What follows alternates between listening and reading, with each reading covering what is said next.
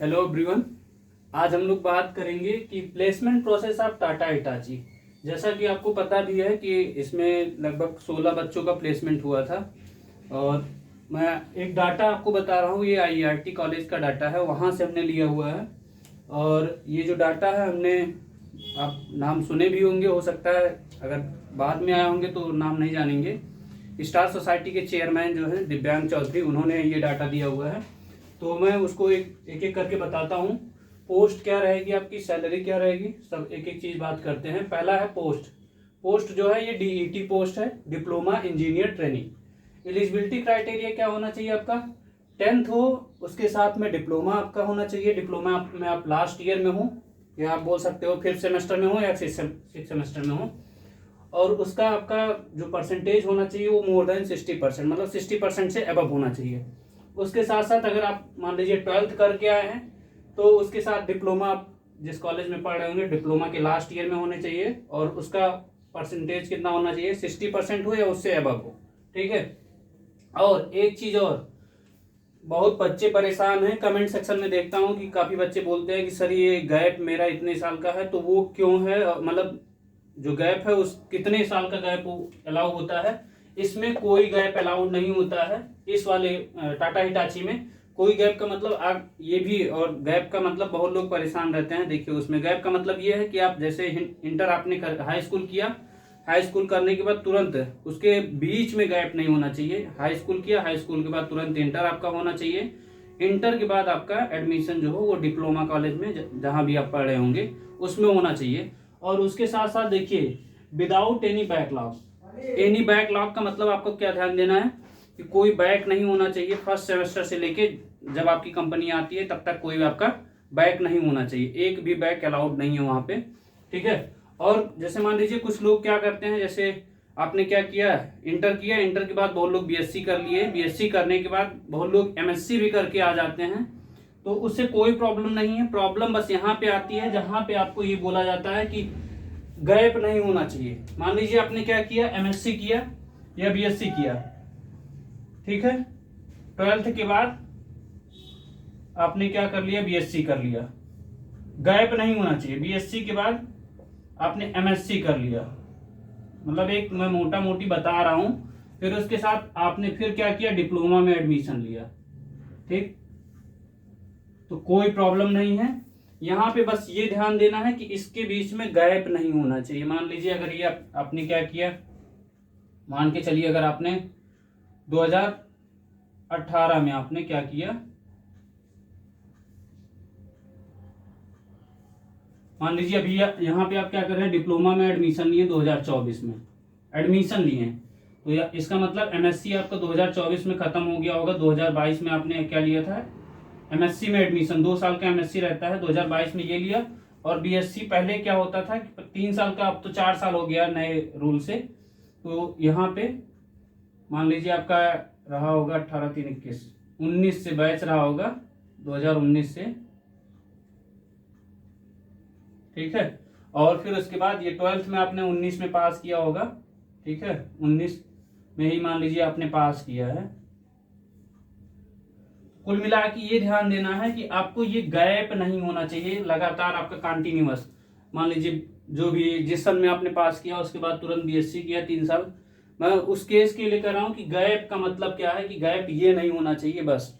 अगर गैप रहता, इसमें तो बिल्कुल अलाउड नहीं है। इसके पहले हमने जो बताया था, जिस कंपनी का, एक प्रिज्म का बताया था, तो उसमें आपका 2 साल गैप अलाउ होता है, उसके अलावा नहीं होता है। और वैसे ही सेम उसमें भी था, टाटा मोटर में, टाटा मोटर नहीं, सुजुकी मोटर था, सुजुकी मोटर में हमने बताया था, तो वहां पे 2 साल अलाउड था।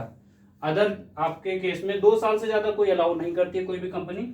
अब इधर आ जाते हैं, हम लोग बात कर लेते हैं। और ये विदाउट एनी बैकलॉग, ये ध्यान दीजिएगा, नहीं तो आप फॉर्म भर के चले जाएंगे, वहां बैठेंगे, लास्ट में जब वेरिफिकेशन होगा, आपने क्वालिफाई कर लिया, वेरिफिकेशन होगा, वहां फिर आपको छांट दिया जाएगा। वेरिफिकेशन सब कुछ आपने कर लिया, इंटरव्यू दे दिया, सब कुछ आपका सिलेक्शन हो गया, लेकिन जब वहां आपका वेरिफिकेशन होगा तो वहां पे आप बाहर हो जाएंगे। तो उससे अच्छा है कि पहले से ही रीजन पता हो आपको। फिर देखिए एलिजिबिलिटी क्राइटेरिया हमने बता दिया। इसके बाद आता है सैलरी की बात। सैलरी जो है आपका 4.12 लाख पर एनम, मतलब 4,12,000 पर ईयर का है, ठीक है। फिर उसके बाद इसका ट्रेनिंग पीरियड क्या होता है, 6 से 8 मंथ का होता है। और ये ब्रांच कौन कौन एलिजिबल होती है, ओनली मैकेनिकल, केवल मैकेनिकल को लेके जाती है टाटा हिटाची, ठीक है।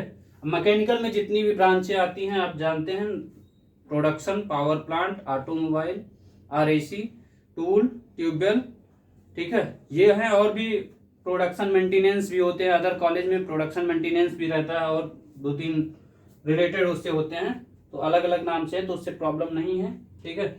फिर इसके बाद इसका क्या होता है, प्रोसेस क्या होता है, पहले हम लोग फॉर्म फिलअप करते हैं, ऑफलाइन टेस्ट होता है। ऑफलाइन टेस्ट के में क्या होता है, 120 क्वेश्चन होते हैं, आपको 90 मिनट में करने होते हैं। और यहाँ पे अगर आप थोड़ा सा, जैसे होते हैं कुछ बच्चे, अच्छे बच्चे भी गड़बड़ कर देते हैं कभी कभी, क्योंकि मैंने पिछले साल का वो रिकॉर्ड देखा है, तो उसमें क्या होता है कि मतलब अगर आप अपना उस 90 मिनट में अपना पूरा कंसंट्रेशन मतलब बनाया, तो समझ लीजिए आपको सिलेक्शन हो जाएगा। ये ध्यान देना होता है। उसमें क्वेश्चन क्या आते हैं, टेक्निकल के आते हैं, नॉन टेक्निकल के।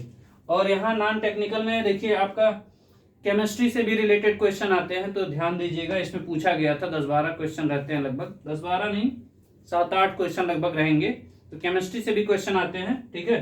और भी जितने आपने पढ़ा होगा, कुल मिला के ये जो पेपर होगा इसमें फर्स्ट ईयर से लेके लास्ट ईयर तक का सब पूछता है इसमें, ठीक है। इंटरव्यू में क्या होता है, ऑफलाइन होता है, ऑफलाइन उसके साथ साथ पर्सनल क्वेश्चन होते हैं। पर्सनल क्वेश्चन का मतलब आपसे नाम पूछा जाएगा, आपके घर का बैकग्राउंड पूछा जाता है, उसके साथ basic knowledge of hydraulics. Hydraulics के बारे में आपको पता होना चाहिए, क्योंकि भाई टाटा हिटाची वगैरह आप मतलब जो आप देखे होंगे, जेसीबी वगैरह तो देखे ही होंगे, और अक्सर स्पेशली वो वाली जेसीबी जो आप देखते हैं कि पानी में भी चलती है, ठीक है, वो वाली तो उसमें देखते हैं, तो वो सब हाइड्रोलिक्स पे काम करते हैं। इधर थर्मल इंजीनियरिंग आपको अच्छे से आना चाहिए, ठीक है, ठीक ठाक, मतलब आपको उसके बारे में जानकारी होना चाहिए। आईसी इंजन, सोम, ठीक है, टोम, सोम आपका strength of material, theory of machine, workshop, ठीक है। फिर इसके बाद इसका मेडिकल क्या होता है, मेडिकल नॉर्मल टेस्ट होता है।